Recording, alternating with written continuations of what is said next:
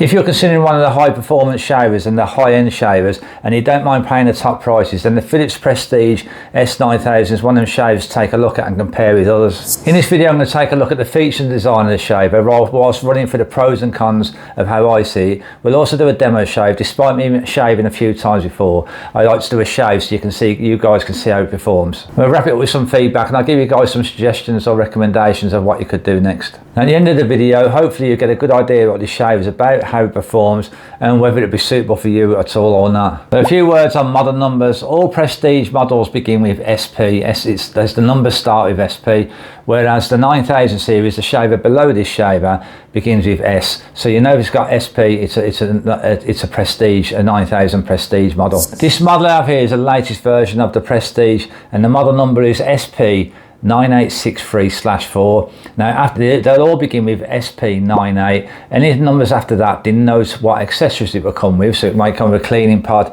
the travel case, or any other accessories, or less accessories. The numbers will also denote what colour the shaver is and the country in which it's sold. I have previously used and reviewed the previous model to this.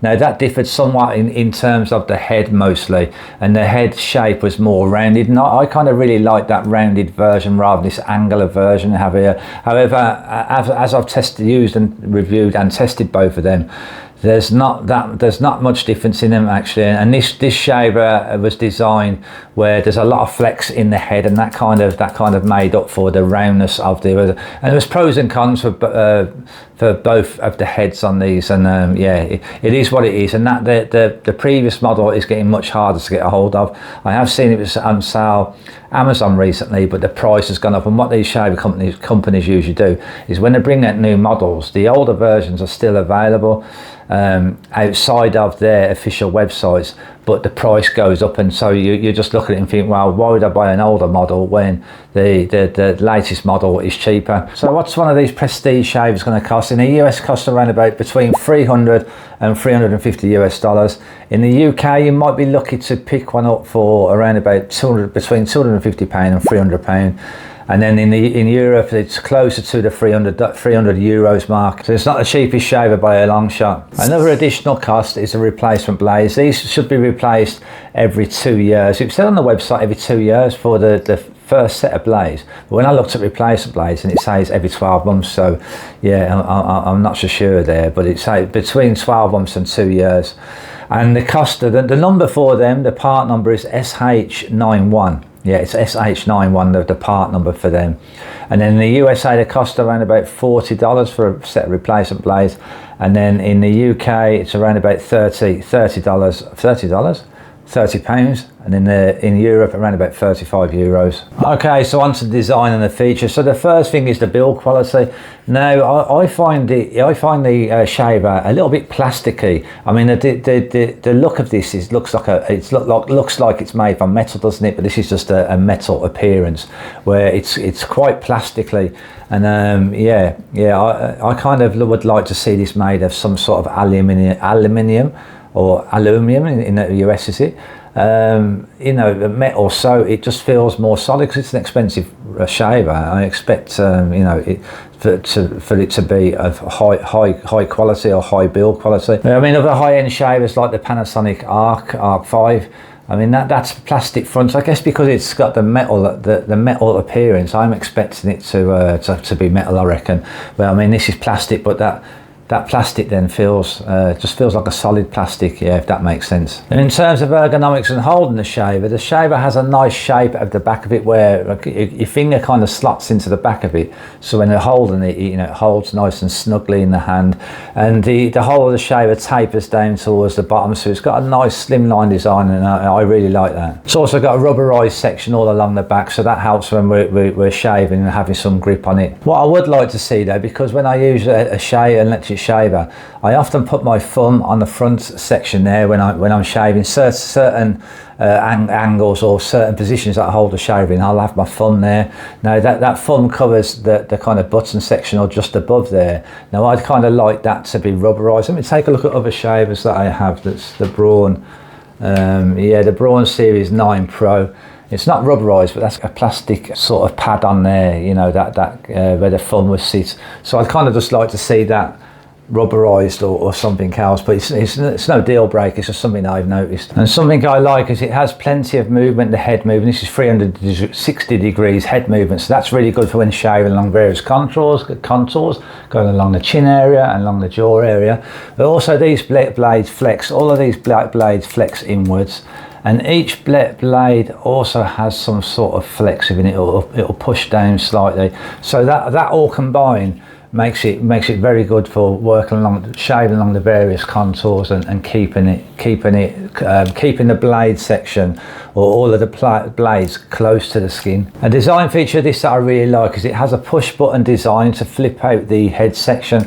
Now I find that just very convenient and useful for when I'm giving it a clean, because there's no separate cap or head to leave separated from the shaver, and it just remains there. So when I leave it to dry out, you just clip it back in, and it's very easy. Plus when we need to change any of the blades. While we're on the subject of blades as well, these blades, they can all be taken out separately. So if we need to clean them, and Philips does recommend once a month or so to give them a deep clean, we can unscrew each one of these blades and take one out, and then take it apart completely, give it a good clean and put it back in. So that also applies when we replace them. We just unscrew one, put the other one in, and go around the three of them and replace them. But that's a nice feature. A feature some of you guys might like and some people will find useful is underneath the power button there's a separate long button, and it has a plus and minus on there. Now what that is for, it gives us free shaving modes, so we can put it on a lower power and mid power and the highest power. Now I mostly use it on the highest power. I mean, of course I'm going to, that's just kind of standard. I want the shaver, I've got to be powered as the highest that it can. However, I did test it out on the lower power, the lowest power, and I tested it out when I was shaving consecutively for a few days. Because I can pick up irritation very easily. Now I found that it still shaved very close, and it was a lot more gentle on the skin. So I can see that being very useful, especially say for guys who maybe they shave at times on 3 or 4 days of growth regularly. Then all of a sudden they've got a week where they've got lots of meetings on or something like that, just as an example. Then maybe they're going to shave every day and their skin's not used to it and they don't want to have an irritation flare up, so then they can just press the minus button, drop some of the power down, and try and get a more comfortable, less irritation prone shave. That feature can kind of seem gimmicky, and I never used to be able to see the purpose of them in the past, but after I've used more and more and thought about it more, I see how this change of power modes can be useful. Not used all the time. Most of the time I think most of us are going to use it on the highest power. However, there's circumstances, as I mentioned, where the adjustable power will be useful. And some of the Prestige models come with the QR charging pad, which is just a wireless charging pad. Now this version I bought here, I didn't get one with it because I had that with the previous model. This one I got the cleaning pod and travel case with it, but I didn't get the QR charging pad. And I found it had to be gimmicky, didn't it? However, after a little while of using it, I thought this is pretty good. It's great. You know, you just have this. You have the charging pad, and you just lay your shaver on there once you finish shaving. It just charges it up, and it just kind of saved the hassle of it. Yeah, it's kind of a luxury item, but if it's something that interests you, it does work pretty well. But it does take a little bit longer to recharge the shaver, and it takes us around about 3 hours to fully charge it, and I think you can do about 20 minutes to get a quick charge on it. And that seems like it takes quite long. However, you know, we've got to remember I'm not going to be sitting there waiting for it to charge up and, you know, looking at my watch. You kind of just lay it on the QR, lay it on the charging pad, leave it there, and you know, you come back late and it's charged up. Without using the charging pad and just plugging it into the mains, it takes around about 60 minutes to fully charge. And we can give it a quick 5-minute charge as well if we just want to get one shave out of it, because we let the battery run flat. He wasn't aware of it, and then we get a 60 minutes run time from the shaver. Now I've tested it out, and I haven't tested it out in minutes, but I mean I used it for about 2.5 weeks, and God, how many shaves I had from that. I also did a head shave as well.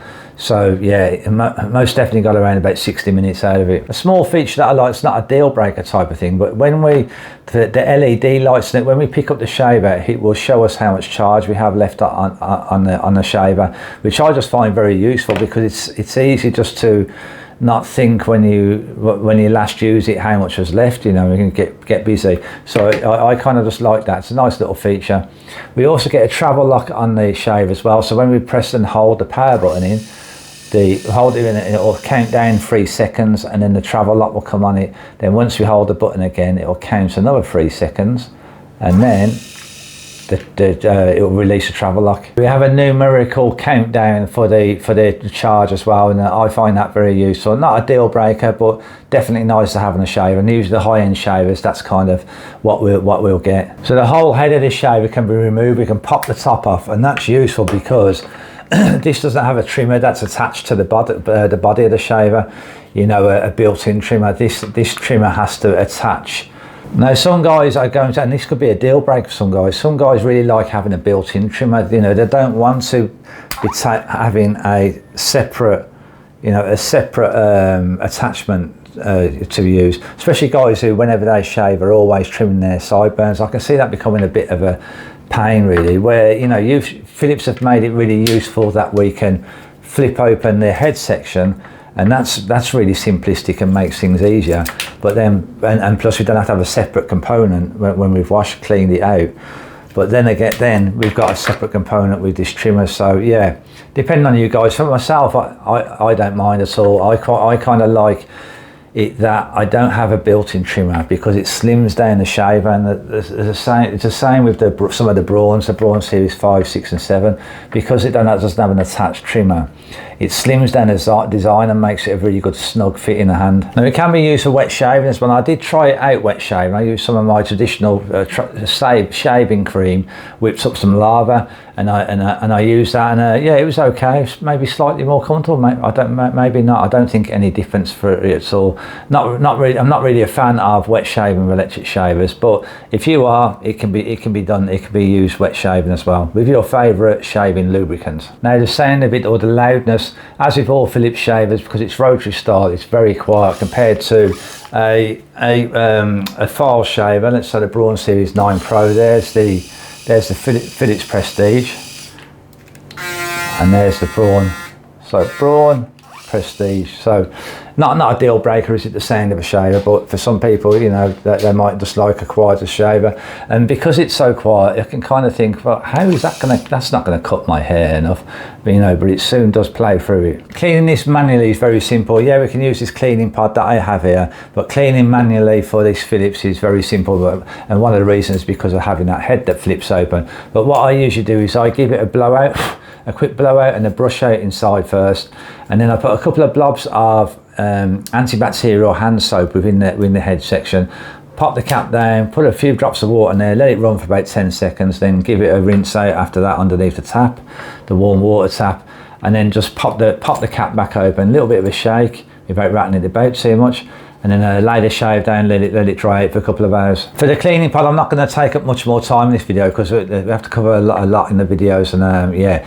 What I do is I'll create a separate video for this, just as I did with the Braun Series 9, the Braun Series 9 Pro. I did the Braun Smart Care sensor separately, and I also did the same for the Panasonic Arc 5. I did the cleaning sensor separate video for that. So I will get a video together and just do a quick video on this cleaning pod at some point. If you didn't catch what I said earlier as well, once we're cleaning, we can do a deep clean by removing each individual blades and giving them a clean as well. So let's grab oneself a mirror and get a shave on. All right, we're on 4 days of growth here. You can see they've got a decent amount of growth. And I kind of want to get a decent amount of growth for this to put it through its paces, because it is a high-end shaver. Although over 4 days of growth, I would trim it down more, because I don't want to put the shavers through too much. But 4 days, this shaver will do well on that. The first thing we'll do is use this trimmer so you can see how this performs. Let's pop the trimmer section on. I've taken the head section off and pop this trimmer on. All right, let's fire this rattly thing up. It's very rattly. Listen to that.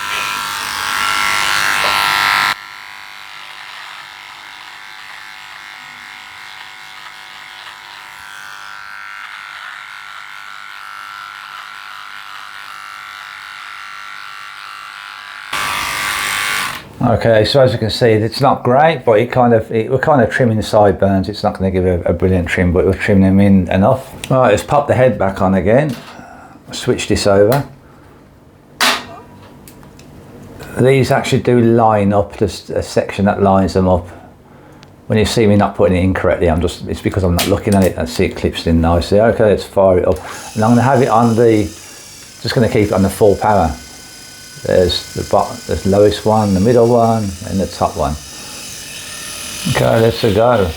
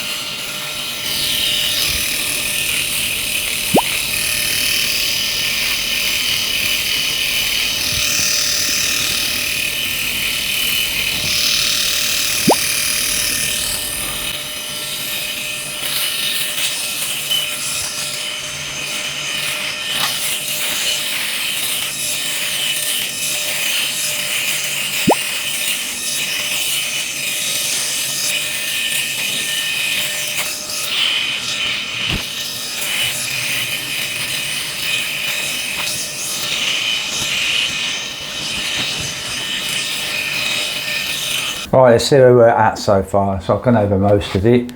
There's a few longer hairs there, a patch there. A little bit there as well. How are we doing there? Because I usually get patches here. Yeah, there's a few hairs over there. Let's see how this gets rid of the patches. I'm always going to get them, or mostly going to get them with most shavers. However, it's the most important thing is, does it get rid of them, and does it get rid of them easily enough? Let's give it a go.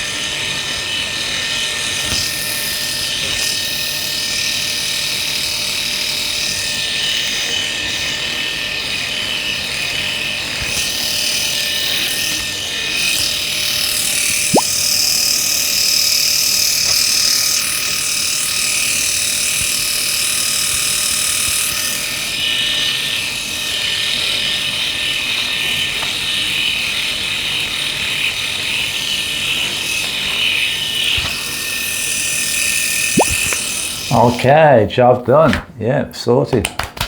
So, job done, shave complete. Let's give you guys some feedback then. So the closeness, yeah, it's a very close shave. Yeah, there's nothing left over there. Something I really like is that, although I had patches left over, now I always get some sort of patches left over, and the most important thing is, does the shaver get rid of them? And this shaver, once went over the patches that I had there and at the corner of the jaw areas, the shaver got rid of them, so that was great. It's a bit more aggressive than what, say, the Series 5000 is, which is good because it means it's just going to shave quicker, and it still remains comfortable, and it's a very comfortable shaver to use despite it having some sort of aggression with it. And like I said before, you can switch down the aggression as well, the power mode of it. I've got no complaints with contouring or the blade staying close to the skin. When I'm going along the jaw area, across the jaw area, the chin area, all of the blade system stays in contact well, and it goes over them areas very well. And throughout the shave, the blade system stays in contact with the skin. Now, shaving under the nose can be a bit tricky, but as you may have seen in the video, what I do is just push my nose over each side, and this soon gets underneath it. If not, people, you can just use the trimmer. Now, on the trimmer, yeah, the trimmer's not the greatest trimmer. Most built-in trimmers or attached trimmers to shavers are not, but it kind of gets the sideburns trimmed in a bit if needed. Now, the speed of the shave, it's a couple of minutes or so, isn't it? Say three minutes or so, and that was on 4 days of growth. I mean, if I'm shaving consecutively daily, and every two days, it's a couple of minutes, a minute, or even less than a minute. See, over my journey of using electric shavers, comfort and clearing up leftover patches has become a priority, and kind of comes above closeness. So, you know, this shaver definitely ticks the boxes for clearing up patches and the comfort aspects of shaving. Now, for other people, closeness might be the most important.